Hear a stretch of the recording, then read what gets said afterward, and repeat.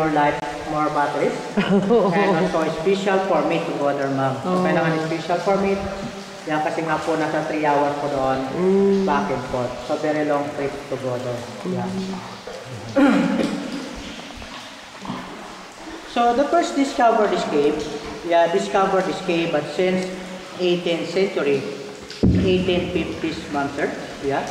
Discovered by the native. Yun ang native here in Palawan. We call it Tagbanwa in local name. Yeah. Yes, yan yung una nakakita ng cave, yung mga time na yun, 1850s. It took almost a century before the area was declared a national park and 1971 sir. Yeah. And then 1992, the management of the park was transferred to the city government of Puerto Princesa. Yeah, the Puerto Princesa Subterranean River National Park was inscribed to the list of Natural World Heritage Site on December 4, 1999. Sir. Yeah. So, you want to take a picture here? Yes. Look at the ceiling, sir, ma'am. You have the ceiling like a cloud. Yeah. And this small block there, ma'am, sir. Yes, this small is flat, ma'am. So, hindi na po lumalaki ho yan.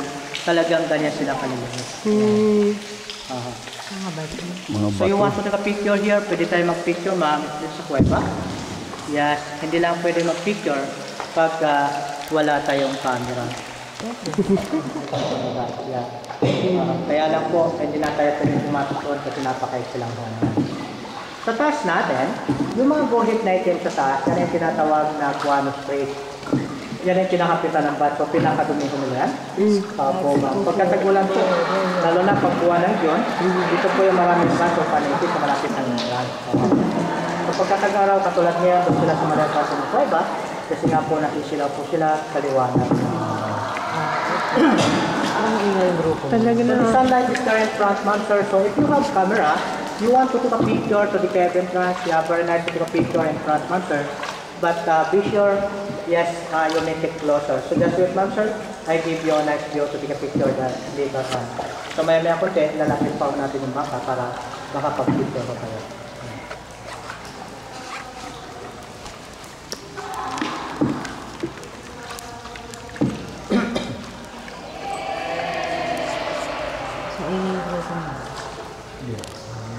Okay, yes, look in front to take a picture there, ma'am, sir, to the cave entrance. Yes, okay, bibigyan ko kayo ng magandang view. Yan. Sa side doon natin yung boat. Yeah. Yeah, this area. Yan, napakagandang view niya. Yeah.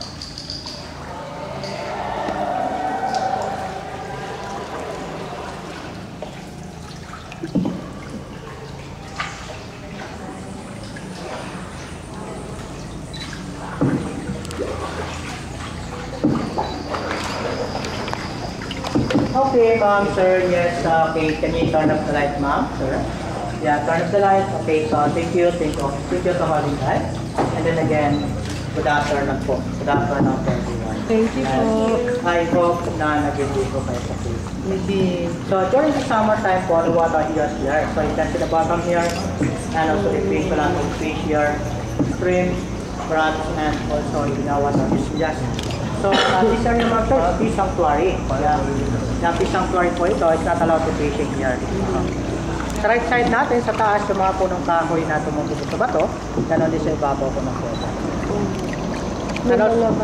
Opo, yan o, mga ugat ng kahoy, ma'am. Alam nyo po, dati ho pwede mag-swimming dito, ma'am, sir. Kaya lang po, nalunod po yung doktor doon sa dagat. Simula po nun, pinagpaulan na po maligo or mag-swimming. Ngayon ang pinapayagan ko namin maligo dito, pero pinapadala na lang ng tabo. Yeah, urus-urus na lang. So during the summertime, napakalinaw ko ng tubig dito. Kita natin yung ilalim na to. Okay, one more again, look in front, ma'am, sir. Pro picture ko tayo ulit.